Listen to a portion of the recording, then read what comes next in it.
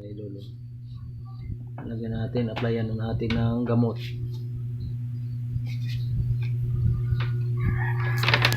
Yan. Ito yung mga galis nyo. Yan, galis nya. Yan. Applyan natin ng gamot. Ito siya mga idol, pang spray lang dapat ito. Kaso lang, hindi lang kasi ano, kaya pinupunas na lang namin para siguradong nakakapit sa balat niya yung kanyang gamot na binili namin. Kaya ito na mga idol, pumupula na siya. Yan. Para sure tayo na ano talaga, kailangan punas na lang.